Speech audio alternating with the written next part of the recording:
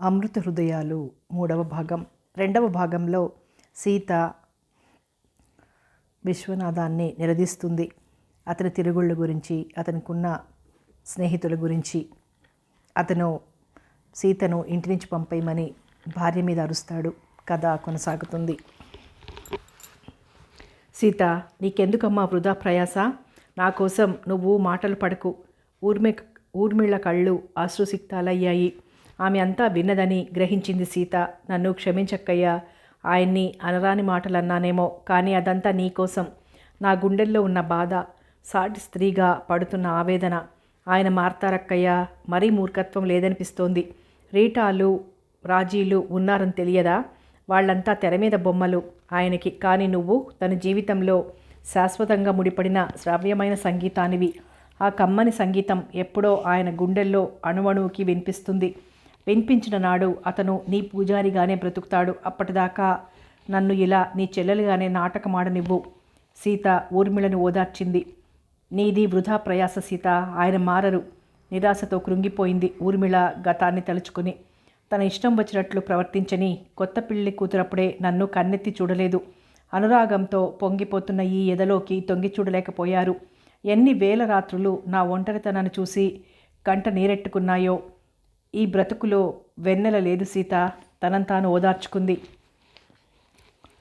చీకటి పడింది. వంట కాగానే పళ్ళెంలో అన్నం బట్టించుకొని విశ్వం గదివైపుకు వెళ్ళింది. సీత పెరట్లో రాముడితో కబుర్లు చెప్తోంది. ఊర్మిళ గొళ్ళెం తీసింది. సీతేమో అని విశ్వం కోపంగా అరవబోయినవాడు భార్యను చూడగానే తగ్గిపోయాడు. ఆమె దీక్షగా తన కళ్ళల్లోకి చూస్తుంటే తడబడిపోయాడు. సిగ్గుతో చేసిన పనుల్ని తలుచుకుని. ఆమె మృదువుగా నవ్వింది. సీత పిచ్చిపిల్ల, అప్పుడప్పుడు నా మీద కూడా అలాగే యుద్ధం చేస్తుంది.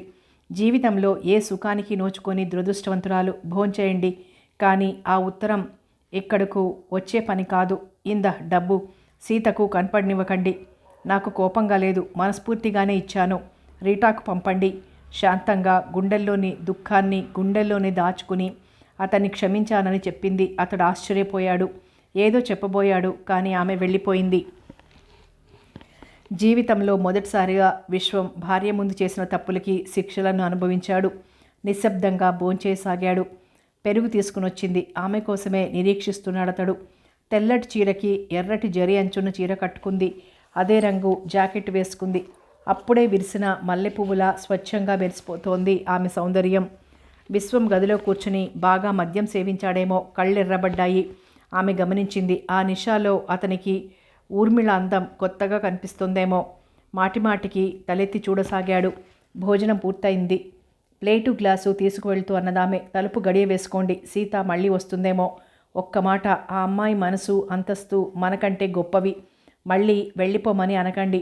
నేను తనకి మాట ఇచ్చాను, నాకు తోడుగా ఉంచుకుంటానని. అతని సమాధానం కోసం నిరీక్షించలేదామె.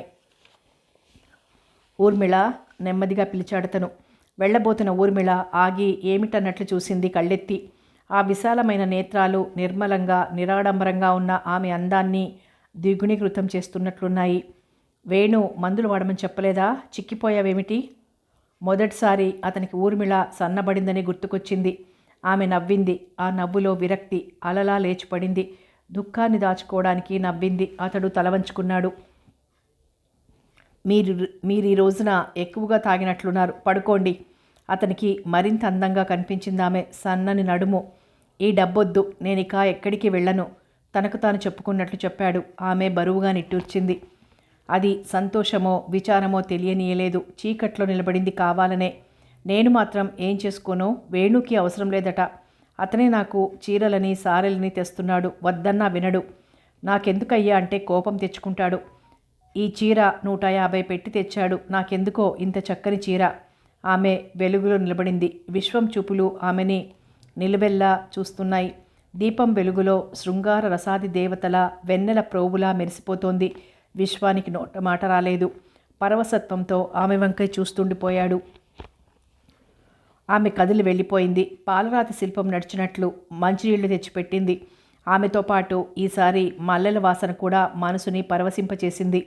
అతని ఎదుట నిలబడిందెవరో తెలియనంత నిష ఆవహించింది. కళ్ళు మూతలు పడిపోతున్నాయి. లేచి వెళ్ళి పడుకున్నాడు. ఊర్మిళ, ఊర్మిళ. అతడు నిషాలో మొదటిసారిగా భార్య పేరు కలవరించాడు. ఊర్మిళ పెదవులపై నవ్వు మెరిసింది. విశ్వం మర్నాటి ఉదయాన లేవగానే పొలం వెళ్ళిపోయాడు. అప్పటికే ఊర్మిళ కూడా లేవలేదు ఆ రోజున. సీత ఆ మాటలు విని అన్నది, అక్కయ్య, బూచబ్బాయికి నీ చీర నచ్చిందా? పొద్దున్నే బుద్ధిగా పొలం పరిగెత్తారు. సీత మాటల్లో దాగిన భావాన్ని గ్రహించింది ఊర్మిళ. ఆయన నిషాతో తూలిపోతూ నేనెవరైంది కూడా గుర్తుపట్టే స్థితిలో లేరమ్మా. మరి అంతసేపు మాట్లాడాడుగా. కొంతసేపు ఆ మనస్సులో యుద్ధం జరిగింది నీ పుణ్యమాని. కానీ ఆ తరువాత ఏం చేశారో ఏం చెప్పారో తెలియనంత నిషాతో పరుపు మీద వాలిపోయారు. ఊర్మిళ స్వరాన ఆశలు మరోసారి ధ్వంసమైపోయిన చప్పుడు వినిపించింది. మద్రాసు వెళ్ళనని మాట ఇచ్చారు, కానీ నాకు నమ్మకం లేదు సీత. లోగడ కూడా 1-2 సార్లు ఆయన నాకు చేరువైనట్లే అయి హఠాత్తుగా పెట్టే బేడా పుచ్చుకొని మద్రాసు వెళ్ళిపోయారు. ఆ జీవితానికి అలాంటి ఆడవాళ్ళు మద్యపానం అలవాటైపోయింది. ఆ పైన నేను ఆయన మాట వినలేదన్న కోపం ఉంది తన మనసులో.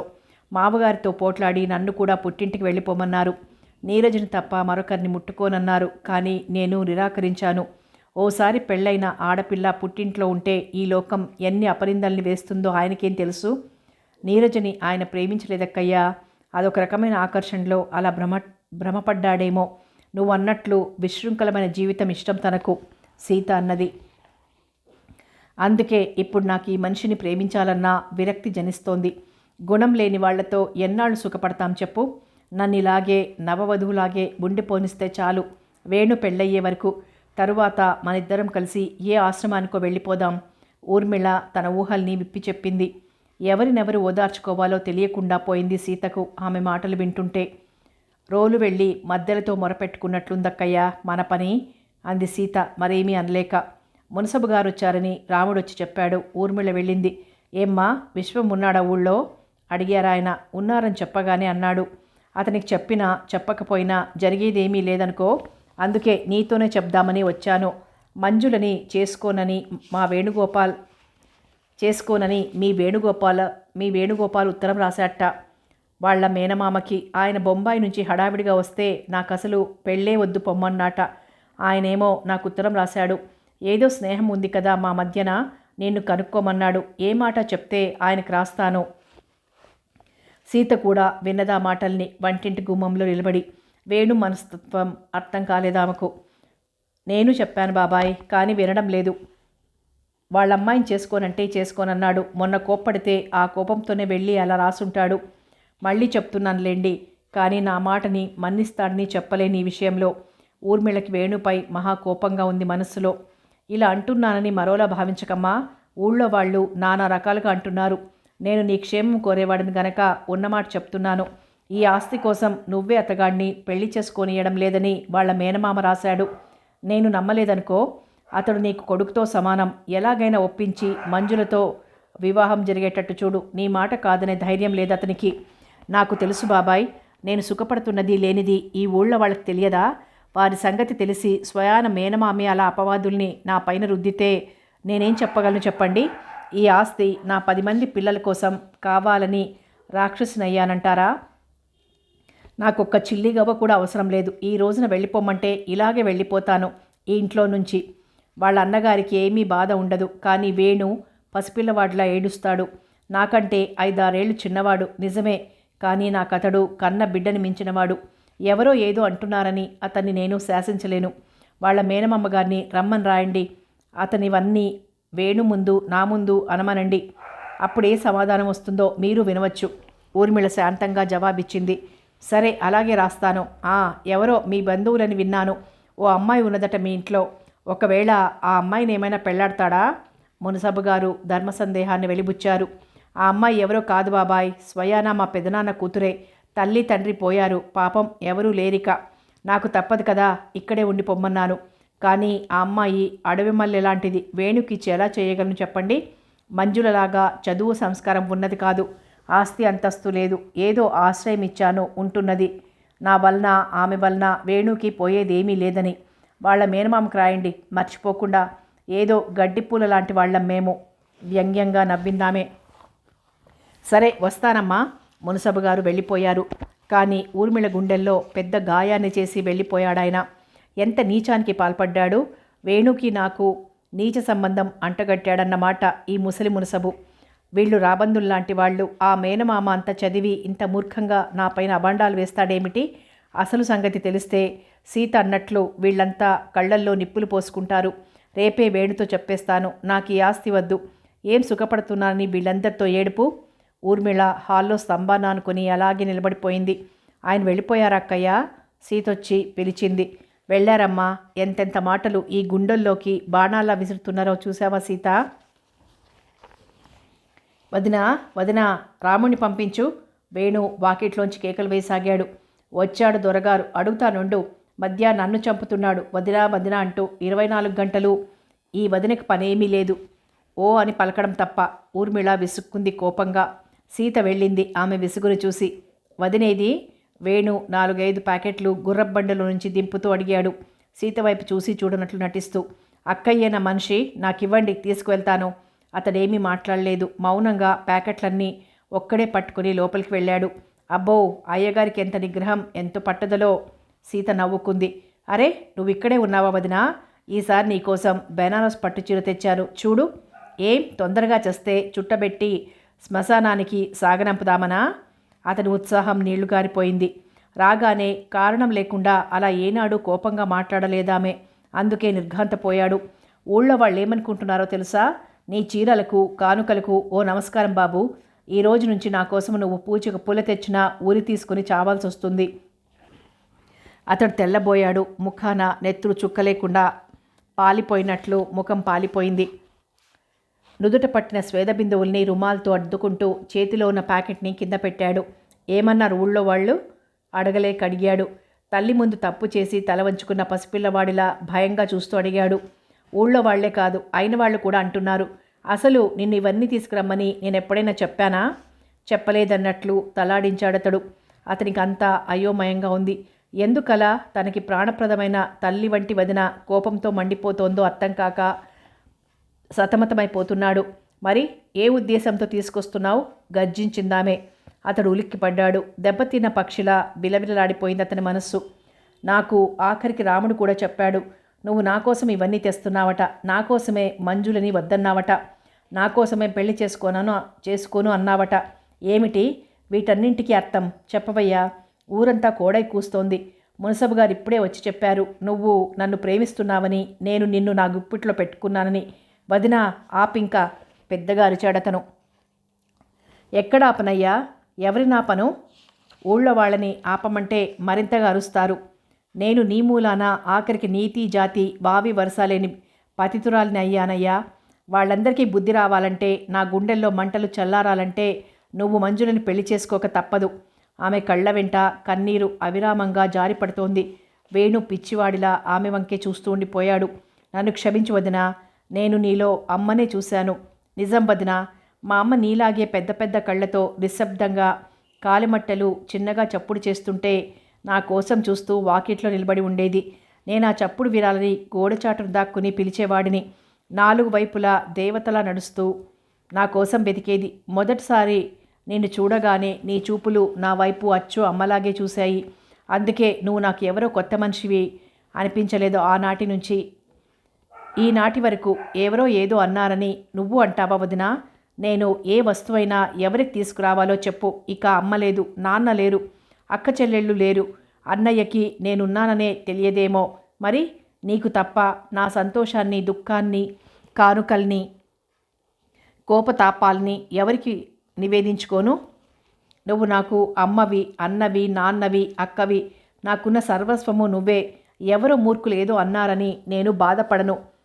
అవునొదినా, నేనింత వాణ్ణవడానికి కారణం నువ్వు, వాళ్ళందరూ కాదు. నాతో పాటు దీపం ముందు కూర్చొని చదివించిన వాళ్ళు నాకు అమ్మతో సమానం కాక ఏమవుతారు? నాకు మసూచి సోకి కన్న తండ్రి కూడా భయపడినప్పుడు గుండెల్లో దాచుకొని బ్రతికించుకున్న నువ్వు నన్ను కనకపోయినంత మాత్రాన తల్లివి కాకుండా పోతావా? నీ జీవితాన దుఃఖం తప్ప ఏదీ లేకపోయినా నన్ను చదివించి డాక్టర్ని చేసి మనిషిగా సుఖపడమని దీవించిన నీకుగాక చీరలు సారెలు ఎవరికి తేను? ఈ రోజున వాళ్ళందరికీ భయపడి మంజులని పెళ్లి చేసుకోనా? ఆనాడు ఈ మేనమామగారు కన్నెత్తి చూశాడా? తల్లి లేదని చెల్లెలి కొడుకుని పెంచి పెద్దవాడిని చేసి పిల్లనివ్వలేకపోయాడా? వేణు కళ్ళ నిండుగా అశ్రుబిందువులే. సీతకి అతని పట్ల గౌరవభావం కలిగింది విన్న కొలది. అయితే నన్ను అపరిందల పాల నుంచి తప్పించవన్నమాట. పోనీ ఆ మంజుల వద్దులే, ఎవరినో ఒకరిని నీకు నచ్చిన వాళ్ళనే చేసుకో. ఈ నెలలో ముహూర్తాలున్నాయట. ఊర్మిళ బ్రతిమాలుతోంది కోపాన్ని మర్చి. నాకు నచ్చిన వాళ్ళని నేను చేసుకున్నా ఈ లోకం దుమ్మెత్తిపోస్తుంది. అవును, నేను మళ్ళీ నీలాగే అపనిందల పాలవ్వాలి అంటే ఎవరిని చేసుకోవాలని నీ అభిప్రాయం? ఏ కులమైనా కానీ నాకు నచ్చిన వాళ్ళనే చేసుకుంటాను వదినా. బావుంది సంబడం. ఇప్పుడు ఈ అపనిందలతో సగం చస్తుంటే ఆ పని చేస్తే పూర్తిగా చావాల్సిందే.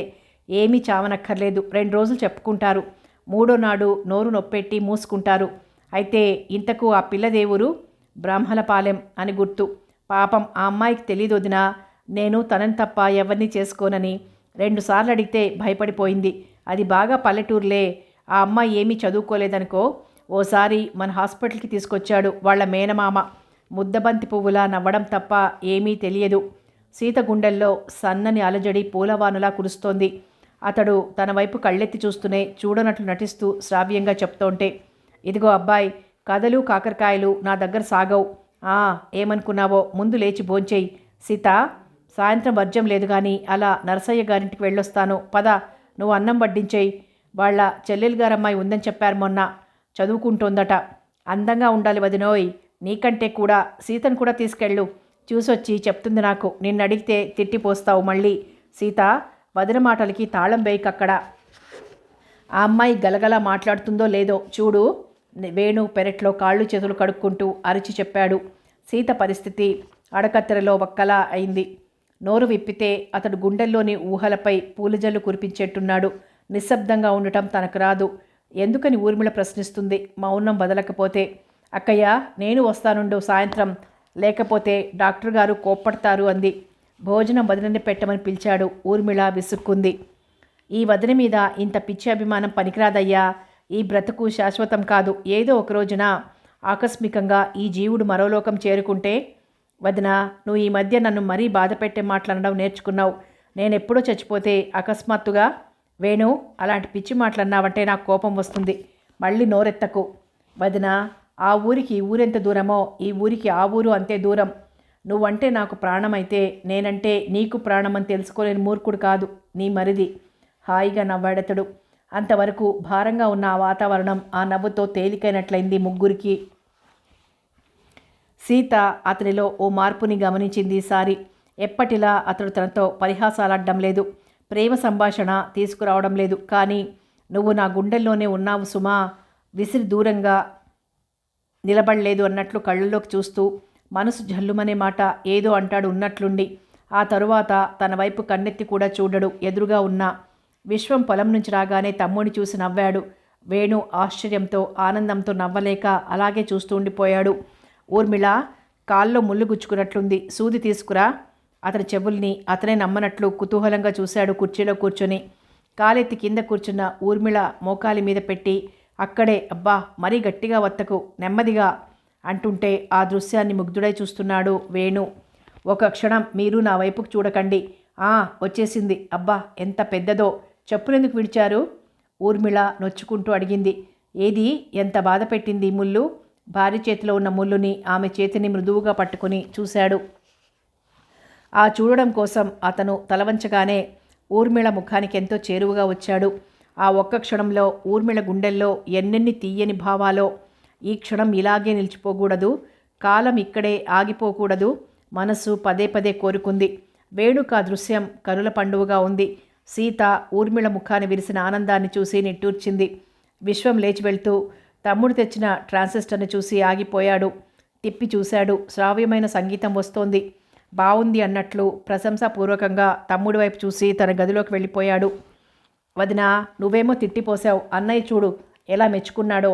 ఊర్మిళ భుజాలపైన చేతులు వేసి కొంచెంగా వంగి ఆమె కళ్ళల్లోకి చూస్తూ నవ్వుతూ తన ఆనందాన్ని వెలిబుచ్చాడు. అదంతా తర్వాత. ముందు నువ్వు నా భుజాల మీద నుంచి నీ చేతులు తీసేయవయ్యా. ఇదెక్కడి చోద్యం నాయనా. 25 ఏళ్ళున పెద్ద మనిషి చిన్న పిల్లాడిలా ఇలా నేనేదో తనకి స్నేహితురాలినో ముసలి నానమ్మనో అయినట్లు నా భుజాల్ని పట్టుకొని ఊపేస్తాడేమిటి సీత? ఇంకెప్పుడు నేర్చుకుంటావయ్యా? అబ్బబ్బా ఉండు వేణు. ఆమె తలకి సంతోషంతో తన తలని ఢీ కొట్టాడతడు. వదినా, అన్నయ్య నీతో మాట్లాడుతున్నాడని చెప్పలేదేం? మంచి కెమెరా ఉంది, తెచ్చేవాణ్ణి. అన్నయ్య నిజంగా బూచబ్బాయిలా ఉన్నాడు. నువ్వేమో మన గుళ్ళో ఉన్న పార్వతీదేవిలా ఉన్నావు. అలా కూర్చుంటే అతని కళ్ళు సంతోషంతో మెరిసిపోతున్నాయి. నేను పార్వతీదేవిని, నువ్వు వినాయకుడివి. చాలు గాని కాసేపు పడుకో. పాపం రాగానే అనరాని మాటలు అన్నాను. మొహం చూడు ఎలా వాడిపోయిందో. ఉండు వేణు, నరసయ్య గారి పాప చక్రకేళి తెచ్చిచ్చింది. వాళ్ళ దొడ్లో కాసాయట. మర్చిపోయాను చూడు. ఊర్మిళ వెళ్ళి చక్రకేళి తెచ్చి తానే ఒలిచి అతనికి తినిపిస్తోంది, పసిపిల్లవాడైనట్లు. అతడు మంచం మీద కూర్చుని కాళ్ళూపుతూ ఆమె చేతికున్న గాజుల్ని కదిలిస్తూ అన్నాడు. మొన్న షాపులో ఓ జత రాళ్ల గాజులు చూశాను వదినా. నీ ఎర్రని చేతికి బాగుంటాయి, తీసుకురావాలి. తిడతావేమోనని సేట్జీ ఇస్తానన్నా వద్దన్నాడు. అబ్బా చాలుదినా, భోజనం చేసి 2 చక్రకేళీలైనా ఎవడైనా తిరగలడా చెప్పు. చాలు గాని తినవయ్యా, నాజూకు తిండి తినే ఇలా తయారయ్యావు. ఆమె ఆప్యాయంగా మరొకటి తినిపిస్తోంది. హాల్లోకి వెళ్తున్న విశ్వం చూసి ఓ క్షణం ఆగిపోయాడు. నీకేమో ఫ్యాన్ గాలి కావాలి, ఇంట్లో కరెంట్ లేదాయే, ఎలా చెమట పోసిందో చూడు. పైట చెంగుతో అతని నుదుటిపై ఉన్న స్వేద బిందువుల్ని ఒత్తింది. వేణు నవ్వుతున్నాడు. విశ్వం కనుబొమ్మలు ముడిపడ్డాయి. ఏదో అస్పష్టంగా గొణిగాయి అతని పెదవులు. అది చూసిన సీత మొద్దబ్బాయి ఎలా మురిసిపోతున్నాడో. ఈ బూచబ్బాయికి కోపం వచ్చినట్టుందే. అక్కయ్య ప్రేమగా తినిపించడం చూసి ఇది మంచిదేలే అనుకుంది. ఆ సాయంత్రం ఊర్మిళ నరసయ్య గారింటికి వెళ్ళింది. వేణుకి పెళ్లి కూతురిని చూడడానికి సీతను వారించింది. విశ్వం గదిలో పడుకున్నాడు. వెళ్తూ ఒక క్షణం ఆలోచించి భర్త గదిలోకి వెళ్ళింది. వేణుకి నరసయ్య గారి చెల్లెలి కూతురిని చూసి రావాలని వెళ్తున్నాను అన్నది. అతడు ఊర్మిళ గొంతు వినగానే కళ్ళు విప్పాడు.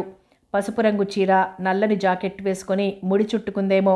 వయస్సును మించిన గాంభీర్యం కనిపిస్తోంది ముఖాన. పైట చెంగు తీసి భుజాల మీదుగా కప్పుకొని సూటిగా భర్త కళ్ళలోకి చూస్తూ చెప్పింది. అజంతా శిల్పంలా నిలబడింది. ఆమె వంకే రెప్పవేయకుండా చూడసాగాడతడు. మంజుని వద్దంటున్నాడు అన్నది మౌనాన్ని ఛేదిస్తూ. కళ్ళకి కాటుక పెట్టుకోలేదేమిటి? విశ్వం మాటలు ఆమెకు వింతగా అనిపించలేదు. ఆమె గమనిస్తోంది చాలా రోజుల నుంచి భర్త తన అందాన్ని గుండెల్లోకి ఊహలకి చూపిస్తున్నాడని. నాకెందుకులేండి, మీరు కూడా వస్తారా? నగలన్నీ ఏమైనాయి? ఊర్మిళ మెడవైపు చూస్తూ అడిగాడు. మంగళసూత్రపు గొలుసు తప్ప ఏమీ లేకపోయినా ఆమె తెల్లని మెడ అందంగానే ఉంది. ఊర్మిళకి కొంచెం విసుగెత్తింది. వెళ్తున్నాను అని వెళ్ళిపోబోతుంటే అతడు పిలిచాడు. రమ్మన్నావుగా, వస్తున్నానుండు. ఊర్మిళ ఆశ్చర్యాన్ని పైకి కనిపించనీయలేదు. కానీ లోలోన ఆశ్చర్యంతో పాటు ఆనందం కూడా సందడి చేసింది. విశ్వం జరి అంచు కండువా వేసుకుని బయలుదేరాడు. సీత చూసింది. అక్కయ్య, కొంగున ముడివేసుకుని వెళ్ళు. ఏ గాలికి మద్రాసు పారిపోతాడో బూచబ్బాయి. క్షమించండి విశ్వనాథం గారు, అక్కయ్య పెళ్లి కూతురులా మెరిసిపోతోంది, మీరేమో పాములవాడిలా ఉన్నారు. ఊర్మిళ నవ్వాపుకుంది. విశ్వం సీత వైపు చూశాడు. పోనీ నువ్వు కూడా రారాదు, గోపాలకృష్ణుని చేయొచ్చు అన్నాడు చిలిపిగా చూస్తూ. సీతకి అతని మాటల్లో పరిహాసం గోచరించలేదు.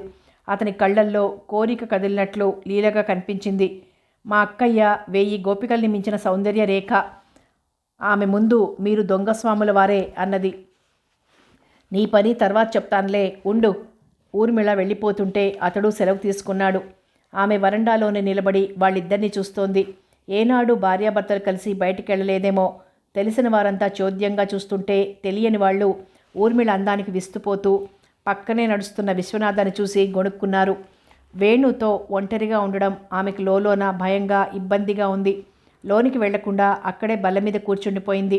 వేణు లోపల ఏదో పుస్తక పఠనంలో లీనమైపోయాడు. కొంచెం సేపటికి అతడే వరండాలోకి వచ్చాడు. సీత, నువ్వు వెళ్ళలేదు? సరే అయితే శ్రమనుకోక ఓ కప్పు కాఫీ ఇవ్వగలవా? ఆమె లేచి వెళ్ళింది. అతడు ఆమె కాఫీ తెచ్చి ఇచ్చే వరకు అక్కడే కూర్చున్నాడు. బూచబ్బాయి కూడా వెళ్ళారు అక్కయ్య వెంట అన్నది. ఏమిటి, నిజమేనా? కొంపదీసి వదిన మాట ఇచ్చేస్తుందేమో. వేణుకి అన్న వదినతో కలిసి వెళ్ళాడన్న సంతోషం అట్టేసేపు నిలవలేదు. ఆ ఊహ రాగానే, ఉండు వస్తాను, వదినతో వాళ్ళ అమ్మాయికి మాట ఇవ్వవద్దని కబురంపిస్తాను. నేను సరదాకి అన్నదనుకున్నాను. నిజంగానే వెళ్ళిందన్నమాట. పైగా అన్నయ్య ఎందుకో ఆయనగారు అన్నింటికీ ఊ అంటాడు. కాఫీ హడావిడిగా తాగి రాముణ్ణి పిలవడానికి వెళ్ళిపోయాడు. ఏమిటి ఇతని ఉద్దేశం? ఎవరిని పెళ్ళాడనంటాడు? ఎవరి కోసం ఆ నిరీక్షణ? నా కోసమా? కానీ నాకు ఆ అదృష్టం లేదని చెప్పాను కదా. సీత ఆలోచనల్లో అతడు తనకు దూరం అవుతున్నాడు అన్న బాధ కలుక్కుమంటోంది. అక్కడే ఉన్న పేపర్ తీసుకుని చూడసాగింది. ఆలోచనల్ని కట్టిపెట్టి లోపలికి పేజీలో ఉన్న ఫోటోను చూసి క్షణంసేపు ఆశ్చర్యంతో క్రోధంతో వణికిపోయింది. ఇది ఆ మూర్ఖుడి ఫోటో. శ్రీనివాస్ అమెరికా నుంచి వచ్చేశాడన్నమాట. ఎంత నిర్భయంగా వేయించుకున్నాడు. అవివాహితుణ్ణి అని. మరో పెళ్లి కోసమా, లేక ఉద్యోగాన్వేషణ? ఎక్కడున్నాడో అడ్రస్ చూసింది. నెల్లూరా? అక్కడెందుకున్నాడో? అయితే అమెరికా నుంచి వచ్చి ఎన్నాళ్ళైందో? అక్కడ ఏమైనా బిజినెస్ పెట్టాడా, లేక ఉద్యోగమా? ఆమె భర్త శ్రీనివాస్ ఫోటో ఉందా రోజున పేపర్లో. అమెరికా నుంచి ఈ మధ్య తిరిగి వచ్చినట్లు, ఉద్యోగం కోరుతున్న ఇంజనీర్నంటూ ప్రకటన ఇచ్చాడు. సీత ఎంతోసేపటి వరకు అలాగే కూర్చుండిపోయింది. అంధకారం లోకాన్ని చుట్టివేస్తున్నప్పుడు లేచింది. అప్పుడే ఊర్మిళ, విశ్వనాథం కూడా వచ్చారు. అమ్మయ్య, ఈ అమ్మాయి లక్షణంగా ఉంది సీత. రేపు వేణుని పంపిస్తానని చెప్పాను. ఈ నెలలోనే చేసేద్దామంటున్నారు వాళ్ళు. ఊర్మిళ చెప్తున్నది ఆమెకు వినిపించడమే లేదు.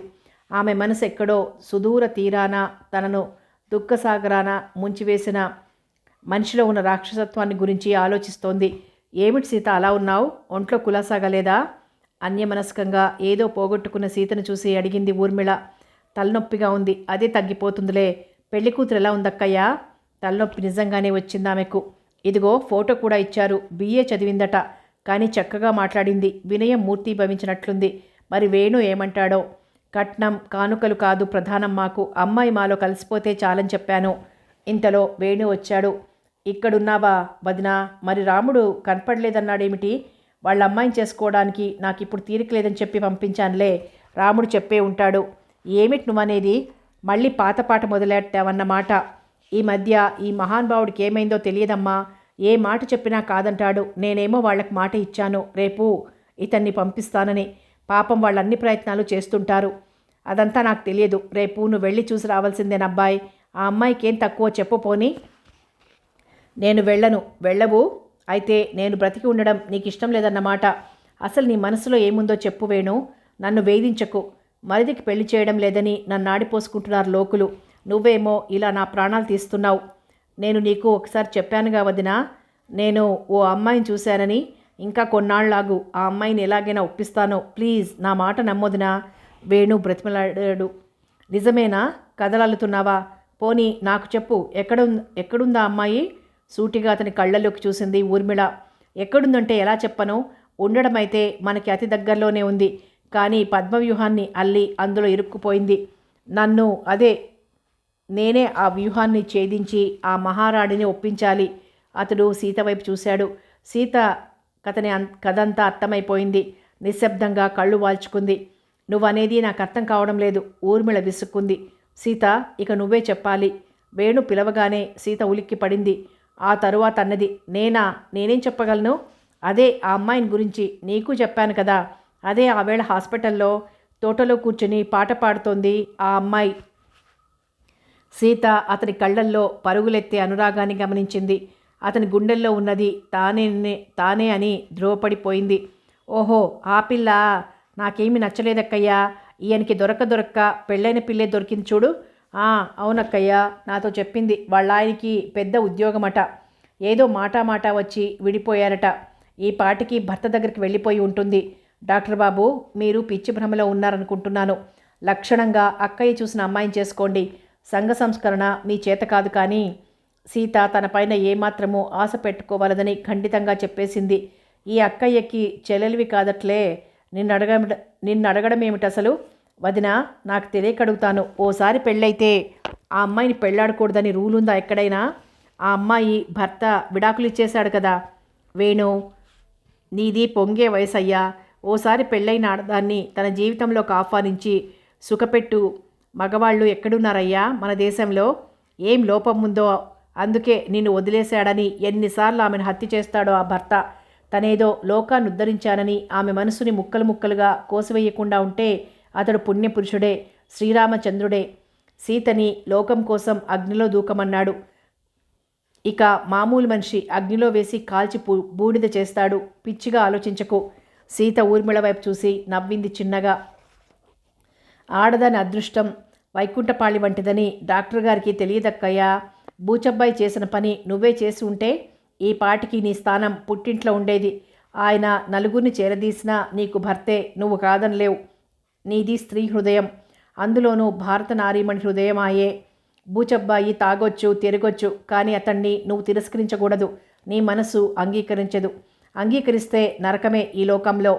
సీత తనలో ఉన్న దుఃఖాన్ని, బాధని మాటల్లో వర్ణించింది. వదినా, నేను ఉదయమే లేచి వెళ్ళిపోతాను. వాళ్ళకేదో ఒకటి చెప్పి నన్ను రక్షించు. ఆ తర్వాత ఈ ఇద్దరూ కలిసి ఎన్ని లెక్చర్లు ఇచ్చినా ఓపిగ్గా శ్రద్ధగా వింటాను.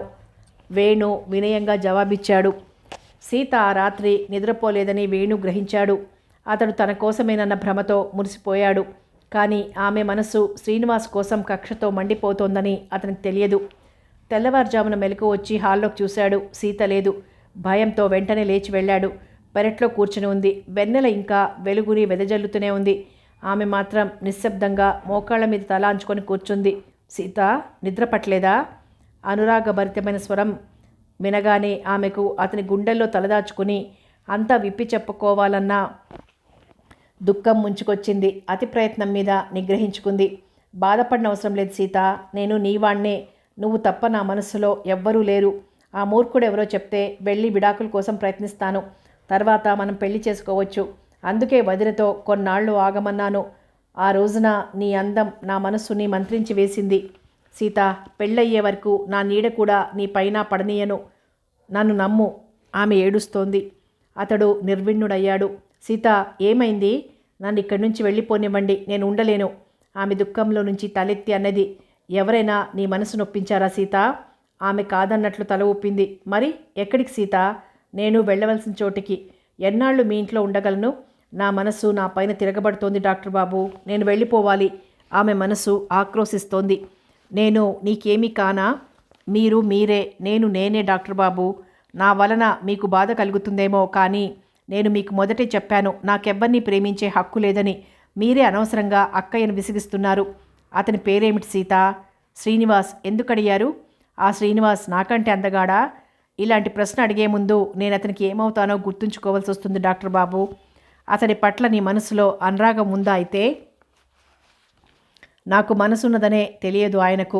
కానీ ఈ మంగళసూత్రం నా మెడకో బంధమైపోయింది. ఆ 3 ముళ్ళు వేశాడని ఆచారాలు, సాంప్రదాయాలు, మంత్రాలు నిన్ను ఉద్ధరిస్తాయని లేక శపిస్తాయని నీకు నమ్మకం ఉందా సీత? స్త్రీ సాహసిస్తే అలవాట్లు, ఆచారాలు, సాంప్రదాయాలు నట్టేట్లో ముంచివేయను గలదు. శిరస్సును ధరించి పూజించను గలదు. కానీ మా గుండెల్లో దేవుడు ఓర్పు, అభిమానం, క్షమ, దయా దాక్షిణ్యాల్ని నింపి తానేమో శిలగా మారి కూర్చున్నాడు. నీకు నా మీద నమ్మకం లేదా సీత? అతడిని కోర్టుకీడ్చి నీ అవమానాన్ని గుర్తు చేసి జైల్లో వేయిస్తాను. అతడే ఊళ్ళో ఉంటున్నాడో నాకు చెప్పు ప్లీజ్. ఎందుకు మీకింత బాధ? లోకంలో నేను తప్ప ఆడవాళ్లే లేరా? నాకు కావాల్సింది సీత అయినప్పుడు ఎవరి గురించో నేను ఆలోచించడం ఎందుకు? వేణు గంభీరంగా సమాధానమిచ్చాడు. నాలో మిమ్మల్ని ఇంతగా ఆకర్షించిందేమిటో. నేనేమీ జగన్మోహినిని కానే, పైగా మరొకరి భార్యని. నీ కళ్ళు, కోపంగా నవ్వే ఎర్రటి పెదాలు, ఏమని చెప్పను? నీ మాటలు, నీ నవ్వు, నీ కోపం, అనురాగం, నన్ను జడిపిస్తూ పోట్లాడడం, అన్నీ, నీలో ఉన్న ప్రతి లక్షణం నన్ను ఆకర్షిస్తోంది సీత. కొన్నిసార్లు అది వ్యామోహమని భ్రమపడ్డాను. మరికొన్నిసార్లు వయసు పోతున్న వెర్రివేషాలు అనుకున్నాను. నీకు దూరంగా ఉంటే తగ్గిపోతుందనుకున్నాను. కానీ మరింతగా పెరిగింది ఆ భావం. నా కాలేజీ జీవితంలో ఒకరిద్దరు ఇలాగే ఆకర్షించారు. కానీ వాళ్ళకి చేరువై మాట్లాడుతూ స్పర్శానందాన్ని అనుభవించినా తృప్తిగా ఉండేది కాదు. పైగా ఎంత తప్పు చేశానని మనస్సు బాధపడిపోయేది. మళ్ళీ కన్నెత్తి చూడనిచ్చేది కాదు. కానీ నీ విషయం అలా కాదు. నీ ఊహే నాకు ఉత్తేజాన్నిస్తోంది. నిన్ను చూసి వెళ్లే వరకు తహతహ, వెళ్ళిన తర్వాత మళ్ళీ గుండెల్లో నీ నవ్వుల చప్పుడు, నీ తీయని మాటలు, చూపులు మధుర సంగీతాన్ని వినిపిస్తాయి. ఇదంతా ఆకర్షణ కాదు సీత. బహుశా ప్రేమ కావచ్చు. నా మనస్సుకి మాట్లాడే శక్తి ఉంటే చెప్పేది నువ్వు నాకేమవుతావని. అది కలలుగన్నది. అతడు ఈ లోకంలో లేడనిపించింది సీతకు. అతని స్వరం మనసుని మంత్రించి వేస్తున్నట్లుంది. వేణు, నాకు నిజంగా పిచ్చెక్కి జీవితాంతం నీకోసమే బ్రతికితే ఎంత హాయి. కానీ ఆ అదృష్టం కూడా లేదే. నాకు మరో జన్మంటూ ఉంటే ఈ సీత నీదిగానే పుడుతుంది. ఆమె మనస్సు పురివిప్పిన నెమలిలా నర్తించింది కొన్ని క్షణాల సేపు. వెలుగొస్తోంది. వెళ్ళిపోండి. వెళ్ళను. నువ్వు నా దానివని మాట ఇచ్చే వరకు ఇక్కడే ఉంటాను. అయితే మీరు మరో జన్మదాకా వేచి ఉండవలసిందే. ఈ జన్మకిలా వదిలేయండి వేణుబాబు. అదేం కుదరదు. నేను ఇక్కడే కూర్చుంటాను. వదిన వచ్చి చూస్తుంది. నేను చెప్పనక్కర్లేకుండానే తెలుసుకుంటుంది నేను నీకోసమే పుట్టానని. వేణు ఆమె పక్కనే కూర్చోబోయాడు. సీత వెంటనే లేచి నిలబడింది గాబరాగా. మీకేమైంది ఈవేళ? నేనే చెప్తానులేండి అక్కయ్యతో మీ కథంతా. నిజమా? ఆమె కళ్ళల్లోకి చూస్తూ అడిగారు. అబద్ధం చెప్తే నాకు నష్టం లేదనుకుంటున్నారా? అయితే ఈ ఉంగరాన్ని సాక్షిగా ఉండని. నువ్వు నా జీవితంలో అడుగు పెట్టేంతవరకు మళ్ళీ నాటకాలాడావో నీ మీదొట్టు. వేణు ఆమె వేలినందుకొని తన వేలి ఉంగరం తీసి తొడిగాడు. క్షణంలో జరిగిపోయిందంతా. ఆమె వారించే వ్యవధి కూడా లేదు. ఏం మాట్లాడాలో తెలియనంత ఆనందం, పరవశత్వం, ఆశ్చర్యం, బాధ ఆమెను చుట్టివేశాయి. నవ్వుతూ తన వైపే చూస్తున్న అతన్ని నిందించాలో, కోపంతో విసిరివేయాలో, మనసులో పదిలంగా దాచుకోవాలో తెలియకుండా పోయింది. ఆ ఉంగరం వంకే చూస్తూ ఉండిపోయిందో క్షణం. అతడు ఆమె చెవిలో రహస్యంగా చెప్పాడు. సీత, నీ కళ్ళెంత బాగున్నాయో తెలుసా? అలా నన్ను కోపంగా ఆనందంగా చూస్తుంటే చేతులు ముడుచుకొని వెర్రివాడిలా ఉండలేను. ఇంకా అలాగే చూస్తే ఏం చేస్తానో చెప్పను కూడా చెప్పలేను. అందుకే వస్తా. అతడు వెళ్ళిపోయాడు. ఆ రహస్యం గుండెల దాకా పాకిపోయింది క్షణాల్లో. ఊహకి పులకింత అద్ది పూలు పోయించింది. తీయనైన ఊహలు ఆమె లోలోన వలపు సన్నాయి పాడసాగాయి. మధురాతి మధురంగా, నిశ్శబ్దంగా వింటూ ఉండిపోయింది.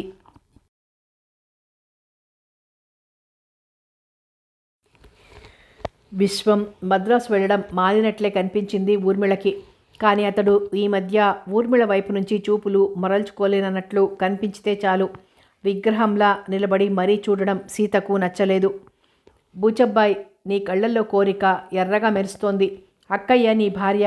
ఇన్నాళ్లకే నీకా మల్లెపువ్వు పైన మనసు నిలిచింది. లేక నీది వట్టి కామమేనా? ఆ పైన మళ్ళీ మొదటికొస్తావా? నీ కళ్ళు నన్ను చూసినా అలాగే ఆకలిగా ఉన్నట్లు ఎర్రబడిపోతున్నాయి. నీకు ఆడది విలాస వస్తువా? భార్యని కూడా భోగవస్తువు క్రిందే చూస్తే నీ జీవితంలో నిప్పులు కురిపిస్తుంది అక్కయ్య. జాగ్రత్త. ఆ పైన వేణు నావాడు, జన్మజన్మలకి నావాడు. సీత గుండెల్లో నిశ్చింతగా ఉంది. భర్త శ్రీనివాస్ అడ్రస్ తెలుసుకుంది. పేపర్ ఎడిటర్కి రాసి. ఆడది నిప్పు. తాను కాలడమేగాక తనను దహించి వేసే వాళ్ళని కూడా దహించి వేస్తుంది.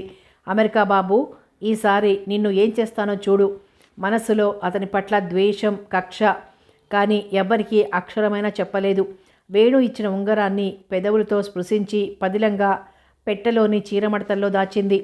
తలంటి పోసుకుని ఊర్మిళకు తనకు మల్లెపూలు మాల కడుతోంది.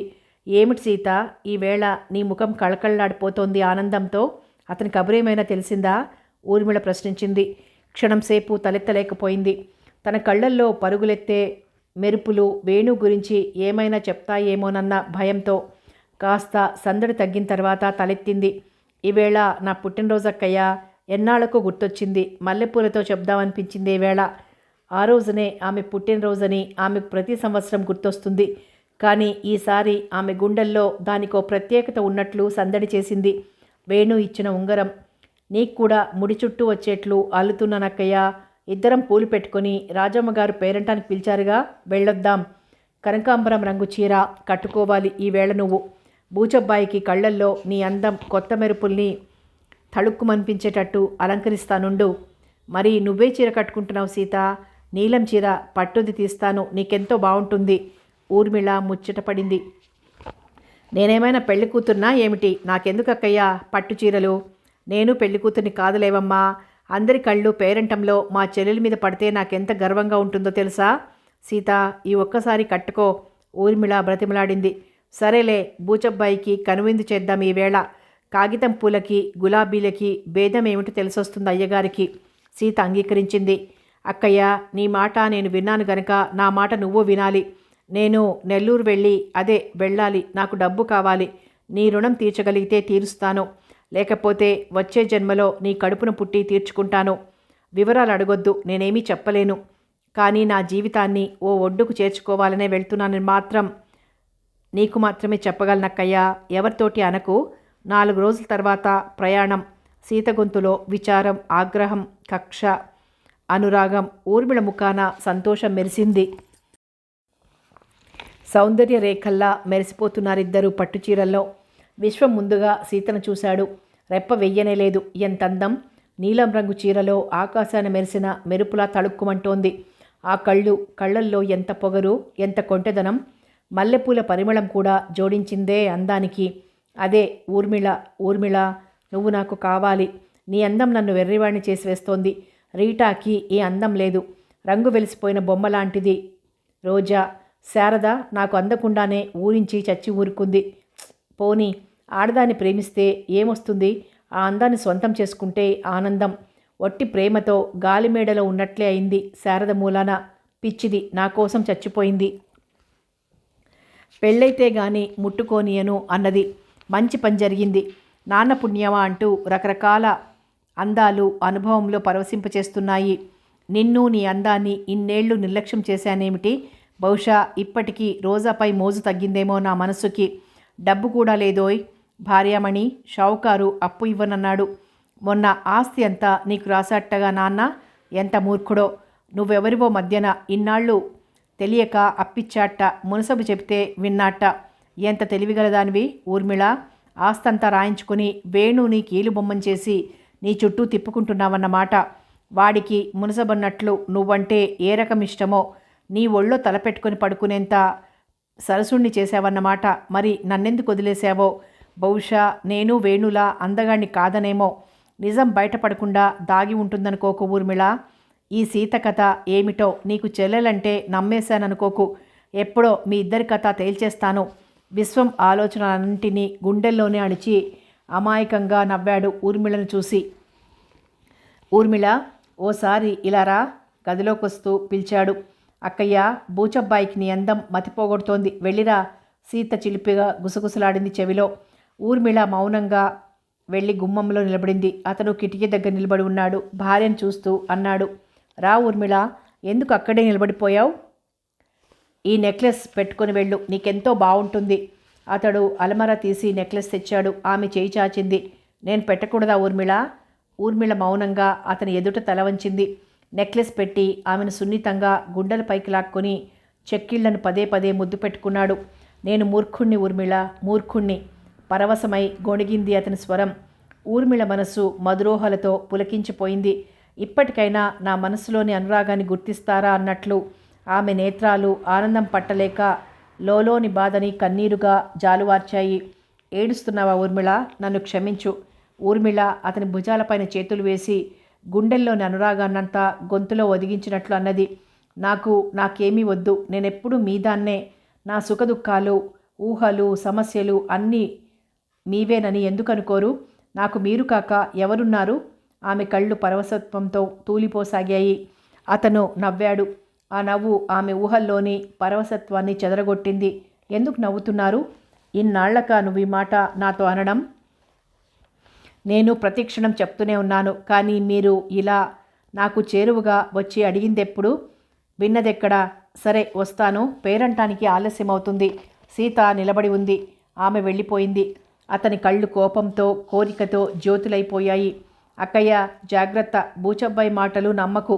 ఆ చూపుల్లో నీ పట్ల కోరిక తప్ప అనురాగం కనిపించడం లేదు సీత అన్నది. ఊర్మిళ మౌనంగా విన్నది. పేరంటానికి వెళ్ళగానే చాలామంది సీత గురించి ప్రశ్నించారు. అందరికీ చెల్లెలిగా పరిచయం చేసింది. పెళ్ళయిందా నడగ్గానే మాటలు విననట్లు నటించి మరో విషయాన్ని చర్చించింది. కానీ అందరూ సీత అందానికి, నిర్భయంగా నిస్సంకోచంగా మాట్లాడిన తీరుకి ముగ్ధులయ్యారు. లోలోన ఈర్ష్య వద్దని గోలపెడుతున్న కథ కొనసాగుతుంది.